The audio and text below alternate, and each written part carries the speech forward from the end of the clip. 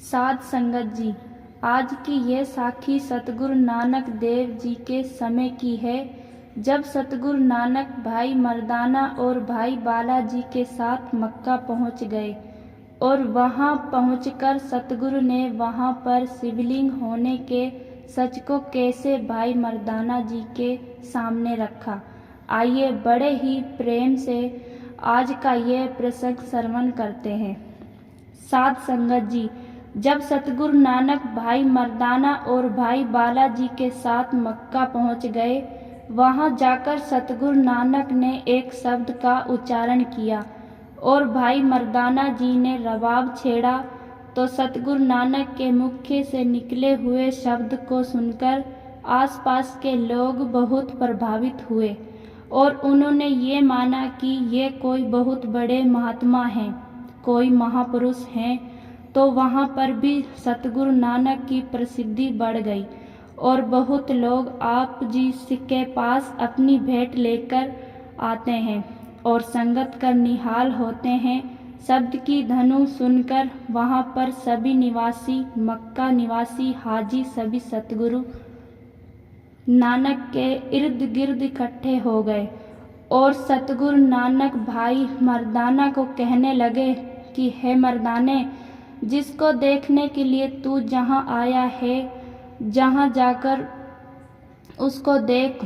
तो जब भाई मर्दाना जी सतगुरु की आज्ञा पाकर मक्का के अंदर गए तो दरवाजे पर बैठे मजहरों ने कहा कि आगे जाने का हुक्म नहीं है। तो भाई मर्दाना जी ने कहा कि मैं तो मुसलमान हूँ, मुझे आगे क्यों नहीं जाने दिया जाएगा, मुझे आगे जाने की आज्ञा दे, मैं दर्शन कर वापस आ जाऊंगा। लेकिन मजहरों ने कहा कि नहीं, तू यहाँ पर ही खड़ा होकर दर्शन कर ले, आगे जाने का हुक्म नहीं है, या फिर तेरी आंखों पर पट्टी बांध देते हैं और फिर तू आगे जा सकता है, क्योंकि आगे जाकर देखने की आज्ञा नहीं है। तो यह सुनकर भाई मर्दाना जी वापस सतगुरु नानक के पास आ गए और उन्होंने अपनी सारी वार्तालाप सतगुरु नानक को बताई कि वह पर मजहरों ने मुझे आगे नहीं जाने दिया। मैंने उनसे आगे जाने की आज्ञा मांगी, लेकिन उन्होंने मुझे आगे नहीं जाने दिया और वे मुझसे कह रहे हैं कि अगर तुझे आगे जाना है तो हम तेरी आंखों पर पट्टी बांध देते हैं, फिर तू आगे जा सकता है, क्योंकि आगे जाकर देखने की आज्ञा नहीं है। तो भाई मर्दाना जी सतगुरु से कहने लगे कि गुरु जी, अगर मैं अंदर आंखों पर पट्टी बांधकर गया तो मैं अंदर जाकर क्या देखूंगा। अब आपके साथ आया हूँ, अगर अब भी मैं अंदर जाकर दर्शन नहीं कर सका तो फिर और कौन मुझे दिखाएगा। तो भाई मर्दाना जी के वचन सुनकर सतगुरु नानक ने भाई मर्दाना जी को एक माला दे दी और सतगुरु नानक ने भाई मर्दाना जी से कहा कि सतनाम का जाप करता हुआ तू अंदर चला जा, तुझे कोई नहीं देखेगा और ना ही तुझे कोई रोकेगा। तो गुरु जी की आज्ञा मानकर भाई मर्दाना जी सतनाम का जाप करते हुए काबे के मंदिर अंदर बिना किसी रोक टोक के चले गए।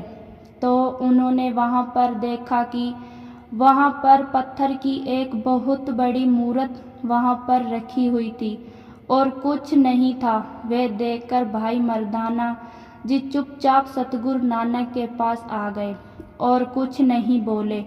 तो सतगुरु नानक ने भाई मर्दाना जी से कहा, हे मर्दाने, तू वहां पर गया था तो क्या देखकर आया है। तो भाई मर्दाना जी ने सतगुरु नानक से कहा कि हे गुरु जी, मैं आपकी आज्ञा पाकर वहां गया था, लेकिन मैंने वहां जाकर देखा कि वहां पर एक बहुत बड़ा पत्थर है, पत्थर की मूर्त है और कुछ नहीं था। तो वे मुझे आंखों पर पट्टी बांधने के लिए क्यों कह रहे थे। ऐसा क्यों गुरुजी? यह स्थान जिसकी बहुत मान्यता है, ये कैसे बना ये सब आप मुझे बताएं ताकि मुझे भी इसके बारे में ज्ञान हो सके। मुसलमान कहते हैं कि मूर्ति पूजा नहीं करनी चाहिए, तो गुरुजी ये मूर्ति पूजा नहीं तो और क्या है?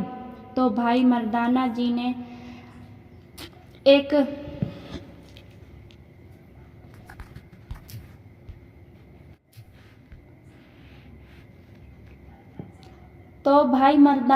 के ऐसे वचन सुनकर सतगुरु नानक ने कहा कि पार्वती के पति शिवजी का लिंग बहुत लंबे समय से यहाँ पर रखा हुआ था। यहाँ पर पहले कोई मंदिर नहीं था और उजाड़ में रखा हुआ था। यहाँ पर एक जालिम राजा हुआ जो मुसलमानी मत का बहुत पक्का था। तो जब उसने महादेव शिवजी के लिंग को देखा तो वह गुस्से में आ गया और उसने अपने नौकरों को आदेश दिया कि इसको कहीं दूर जाकर रख आओ।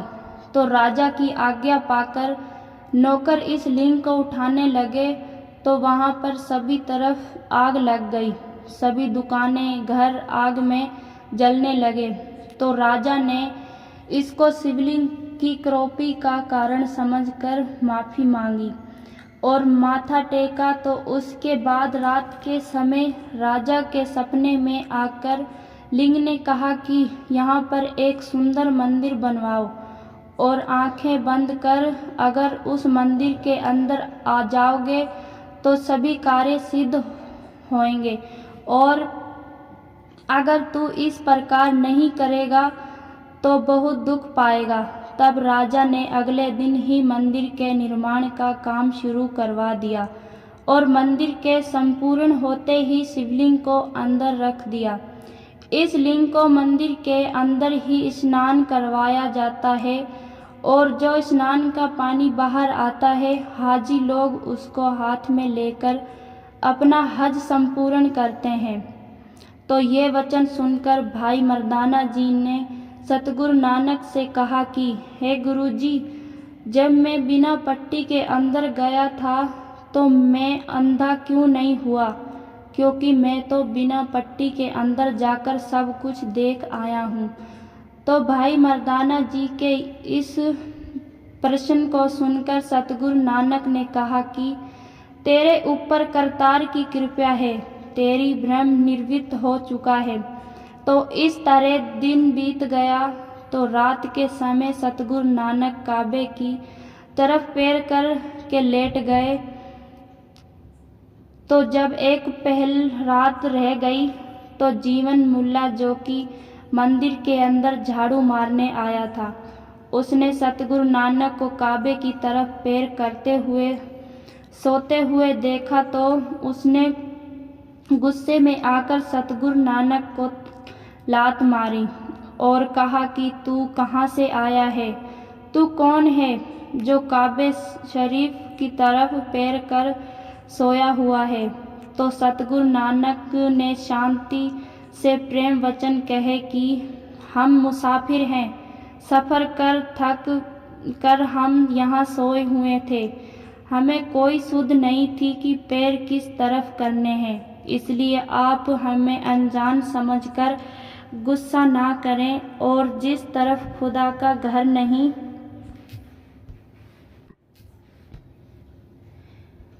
है उस तरफ हमारे पैर कर दें। तो सतगुरु के ऐसे वचन सुनकर जीवन मुल्ला ने गुस्से में आकर सतगुरु नानक के पैरों को पकड़कर दूसरी तरफ किया। तो उसने पाया कि काबा भी उसी तरफ आ गया है जिस तरफ सतगुरु नानक के पैर हैं, जिस तरफ सतगुरु नानक के चरण हैं। तो जब उसने देखा कि काबा गुरु जी के चरणों की तरफ आ गया है तो उसने हैरान होकर सतगुरु के चरण पकड़कर फिर दूसरी तरफ कर दिए और उसने फिर पाया कि जिस तरफ सतगुरु के चरण हैं, काबा फिर घूमकर उसी तरफ आ गया है। तो जीवन शर्मिंदा होकर सतगुरु नानक से कहने लगा कि खड़े हो जाओ, अब नमाज का समय है, नमाज पढ़ो। तो जीवन की ये बात सुनकर कि नमाज का समय है, नमाज पढ़ो। सतगुरु नानक ने वहाँ पर ये शब्द उच्चारण किया, पंज निवाजा वक्त पंज, पंजा पजे नाव, पहला सच हलाल दोए, तीजा खैर खुदाए। 5 नवाजे हैं और 5 उनके नाम हैं। पहला सच बोलना और दूसरा धर्म की कीरत का खाना, तीसरा दान करना, चौथा अपनी नीयत को साफ रखना और 5वां परमेश्वर की सिफत सलाह करनी। इसके उपरांत नेक कामों का कलमा पढ़कर मुसलमान कहलाने का हकदार होता है। बाकी सब झूठी बातें हैं। आप जी के वचन सुनकर जीवन मुल्ला ने कहा कि है काबिर, तू क्यों कुफर बोल रहा है? तुझे अल्लाह और उसके रसूल का कोई पता नहीं। और वह सतगुरु नानक से कहने लगा कि जाओ, जहाँ से चले जाओ। अगर यहाँ पर कोई और आदमी आ गया तो वह मुझे मार डालेगा। तूने भेष तो हाजी जैसा कर लिया है, लेकिन हाजी जैसी बातें तुझे नहीं आती। तो इतनी देर में दिन हो गया और आसपास के लोग और मुलानी भी वहाँ पर इकट्ठे हो गए और उन्होंने जीवन मुल्ला से सभी वार्तालाप जानी। और फिर सतगुरु नानक से सवाल किया कि आप जी ने मक्का की तरफ पैर क्यों किए थे? क्योंकि कोई मुसलमान ऐसा नहीं करता। आप हिंदू हो या मुसलमान, आप कहाँ से आए हो? तो ये सुनकर सतगुरु नानक ने वहाँ पर शब्द उच्चारण किया,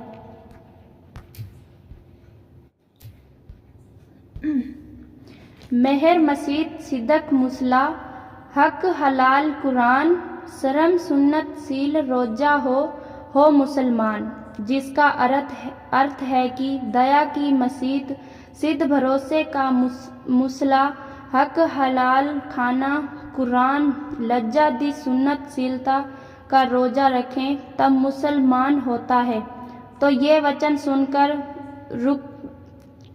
रुकनुद्दीन काजी ने कहा कि आप खुदा को या उसके पैगंबरों को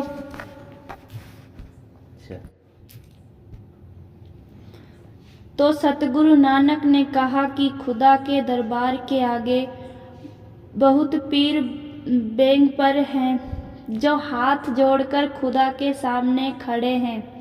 उनकी गिनती कौन कर सकता है, क्योंकि वे बेअंत हैं। वे तो भूले भटकों की रहनुमाई करने आते हैं और भटकी हुई आत्माओं को सत्य का मार्ग दिखाकर, परमेश्वर का मार्ग दिखा सककर उनकी दरगाह में निवास करते हैं। जो पखवादी होते हैं वे नरक को जाते हैं। तो ऐसे वचन सुनकर काजी और हाजी सतगुरु नानक से पूछने लगे कि हिंदू बड़ा है या मुसलमान? तो यह सुनकर सतगुरु नानक ने कहा कि हिंदू और मुसलमान दोनों के शरीर 5 तत्वों से ही बने हैं। आँख, कान, नाक आप सभी के एक समान हैं, कोई भी किसी से भिन्न नहीं है। सभी एक समान दिखते हैं और सभी के अंदर एक जैसी प्रक्रिया हो रही है। लेकिन देश विदेशों के भेद के कारण मूर्ख लोग पखवादी होकर एक दूसरे से झगड़ते हैं। लेकिन जो नाम के साथ अपनी लीव लगाते हैं उनको बहुत बड़ाई मिलती है। उनके साथ और भी संस्कारियों का उद्धार हो जाता है। फिर चाहे वे हिंदू हो या मुसलमान, अमल के बिना वे नरकों की तरफ जाते हैं। राम ही रहीम है, अल्लाह की अकाल पूरक है। जिसको खुदा कहते हैं वे ही एक ओंकार है। इनको मूर्ख लोग भेद नहीं जानते और आपस में झगड़ते रहते हैं। तो सतगुरु नानक के ऐसे वचन सुनकर वहाँ पर मौजूद काजी और हाजी सभी सतगुरु नानक को खुदा का रूप समझकर उनके चरणों में गिर पड़े और विनती कर कर सतगुरु नानक को कुछ समय वहाँ पर ही रखा। तो ऐसे सतगुरु नानक कुछ समय वहाँ पर रहे और उसके बाद संसार के कल्याण के लिए भाई मर्दाना जी के साथ आगे चल पड़े। तो साध संगत जी, यहाँ पर आज के इस प्रसंग की संपत्ति होती है जी। प्रसंग सुनाते हुए अनेक भूलों की क्षमा बख्श जी।